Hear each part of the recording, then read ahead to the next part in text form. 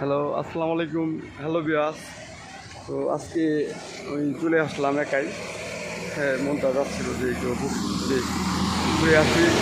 অনেকদিন হলো চ্যানেলে মানে ভিডিও আপলোড করা হয় না। তো আমার বৃষ্টি হচ্ছে যেহেতু সাথে ছাতা নিয়ে চলে আসলাম। আর আসার পর নদীতে দেখি যে এখানে গ্রামীণ যে একটা পরিবেশ, তারা ওই যে পাট জাগ দিয়ে এখান থেকে ওই শোলা প্লাস পাট তৈরি করছে নদীতে। তো এখানে পাট জাগের এতটাই মানে বাজে একটা স্মেল, এই কারণে এখানে হয়তো আর রুই মাছ, মৃগেল মাছ, মিষ্টি পান্ডি মাছ তারা থাকবে না। তো আমি অন্য দিকে দাম দিকে সরে যাবো, ওইদিকে বসার হয়তো লোকেশন আসতে ভালো, তো সেখানে গিয়ে ফিশিং করবো।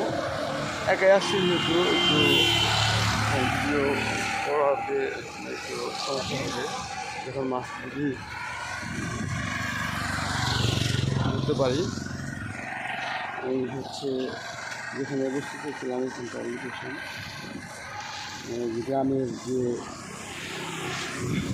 মানে গৃহিণী, কৃষক সবাই মানে মনের আনন্দে নদী থেকে পাট তৈরি করতেছে।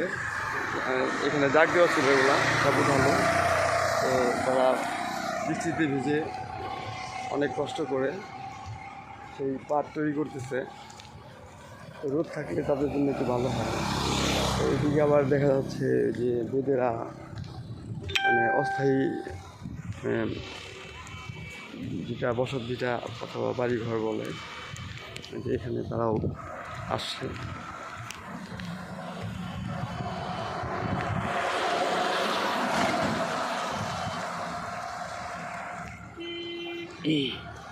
তো আমি এদিকে চলে যাচ্ছি। এটা হচ্ছে জামালপুর সদর থানা, মাদারগঞ্জ। ওই জৈটেরপাড়া ব্রিজ, দাঁতভাঙা ব্রিজের পর। তো যদি ফিশিং করতে আসেন তো এখানে এসে বসতে পারবেন, কেননা এখানে অনেক মাছ হয়। বিগত দিনে সবাই কম বেশি এখান থেকে অনেক মাছ পাইছে।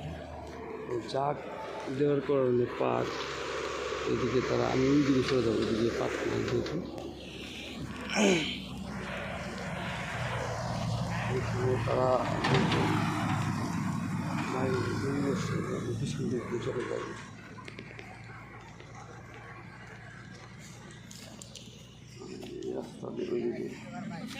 হ্যাঁ ভাইয়া, কি অবস্থা? না, আমি এই যে তোমার ফিশিং করবো, ঠিক আছে? মানে যে মাছ ধরবো না আর কি। আচ্ছা আচ্ছা, এই যে প্লাবানটা ফুটে উঠেছে, এখানে দুটো জানা ইচ্ছে।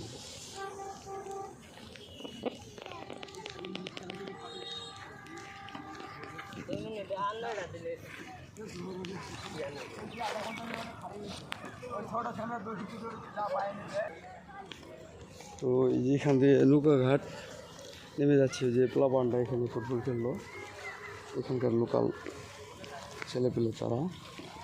বৃষ্টির সময় দেখা যাচ্ছে যে আমরাও ছোটোবেলায় বৃষ্টি হলেই ফুটবল নিয়ে মাঠে চলে যেতাম। তো তারাও ওই যে ফুটবল খেলা শেষে নদীতে গোসল করতেছে।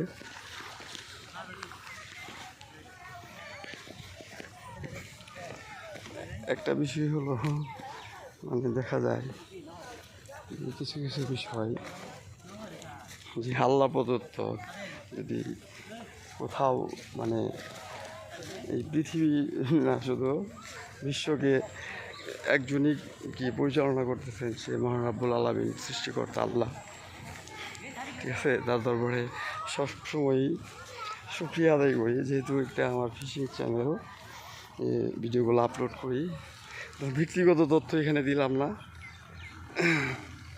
তো আজকে মানে এমনটা এতটাই খারাপ, তো একাই মানে চলে আসলাম মুক্ত হয় প্রকৃতিতে সেই করার জন্য। এদিকে সবটা জায়গাতেই দেখা যাচ্ছে যে তারা গ্রামের কৃষক, তারা পাট ক্ষেত থেকে পাট কাটার পর ওই নদীতে জাগ দিতে হয় তাদের ওই পাট তৈরি করার জন্য। তো সেই প্রক্রিয়া চলতেছে তাদের, মানে খুবই কষ্টদায়ক, যেহেতু বৃষ্টির মধ্যে ভিজে ভিজে তারা সেই কাজটি পরিচালনা করতেছে।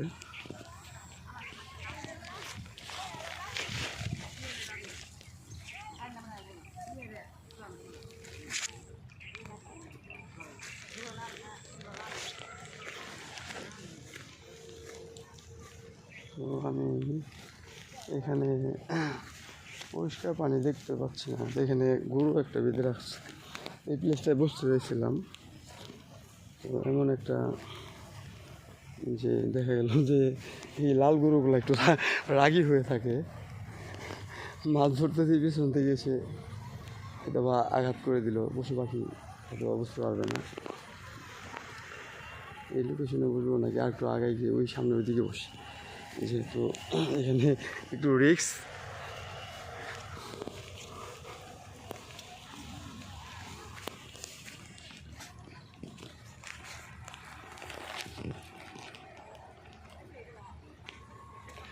গ্রামের এই আঁকাবাঁকা মেঠো পথ দিয়ে হেঁটে যাচ্ছি ফিশিং করার জন্য।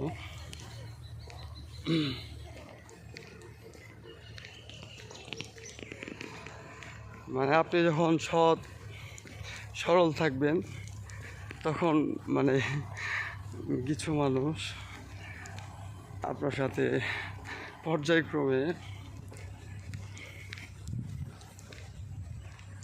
আমি যেটা মনে করি যে মহান রাব্বুল আলামিন আল্লাহ তাআলা সবার মনের খবর জানেন, ঠিক আছে?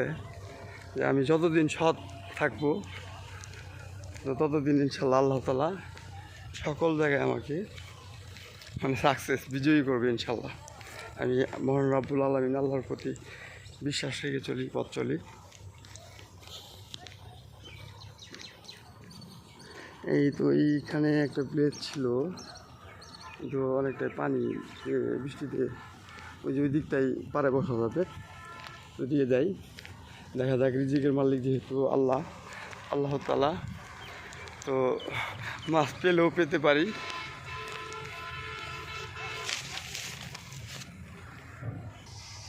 এই যে এই ভাই এই গ্রামের লোকাল, এখানেই তার বাসা।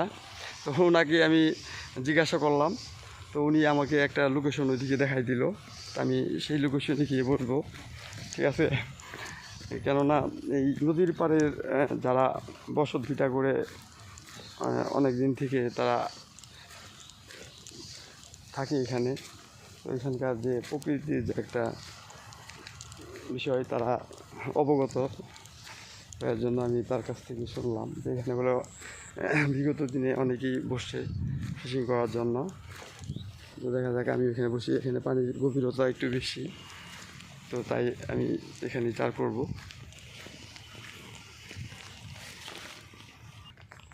তো আজকে যেহেতু আমাদের বাংলাদেশে ওই বর্ষার দিন, তো বাসা থেকে বের হওয়ার পর থেকে টিপি টিপি বৃষ্টি পড়তেছে। তো এখানে আসার পরে আরও দেখি একটু সেটার পরিমাণ বেড়ে গেছে। তো আমার যে হাতে হ্যান্ড ছাতা ছিল সেটা আমি মানে আমাকে বৃষ্টির হাত থেকে রক্ষা করার জন্য সেটাকে ওপেন করে নিলাম। এখন বৃষ্টি থেকে আমি নিরাপদে থাকতে পারবো। এখন এখানে চার করব, এই জায়গাটাতে এখানে বসবো। দেখা যাক, যদি ভাগ্যে থাকে তো বিগ সাইজের কিছু মাছ এখানে থেকে ধরতে পারবো। একা আসলে দেখা যায় কি, ওই যে ভিডিও করাটা মানে একটু হয়ে যায়, প্রবলেম হয়ে যায়। তো আমার এটার মধ্যে আমার ইনস্ট্রুমেন্ট, আমার বর্ষার টুল থেকে শুরু করে এভরিথিং, মানে ফিশিং করার জন্য যা যা প্রয়োজন, তো আমার সেট আপ আমার কিছু মধ্যে ওইগুলো বের করতেছি। এখন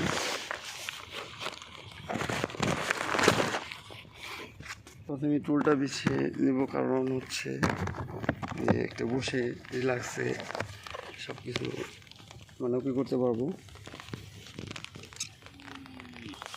বসার টুল সেটা সেট আপ করা শেষ। এখন এখান থেকে আমি একটু চার বের করবো আমার।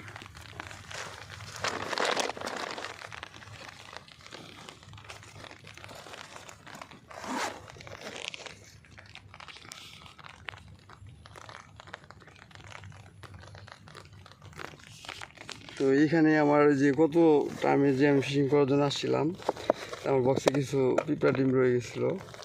সেই ডিমগুলা পচে এমন একটা মানে হয়েছে যে সেটা মানে কি বলবো, চার তৈরি হয়েছে। মানে এটা দিয়ে তো ভালো একটা চার হবে আশা করা যায়। তো এখানে আমার যা যা ছিল আমি এগুলো সব আজকে দিয়ে দিব চার করার জন্য।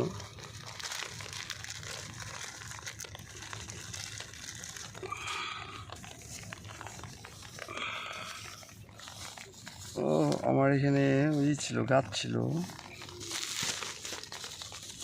মিষ্টি আচার দিবে বলে মাছের, সেটা দেখে পাচ্ছি না, হয়তো অন্য কোথাও রেখেছি। তো এটা লাল কোড়া সম্পূর্ণ এখানে দিয়ে দিব।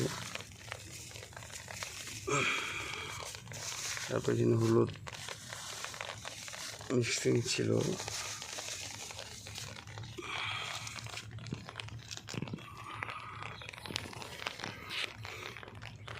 মানে প্রকৃতিতে আসলে এতটাই ভালো লাগে, মানে যেটা কি ভাষায় প্রকাশ করা হতো না, বিশেষ করে আমার ভালো লাগে।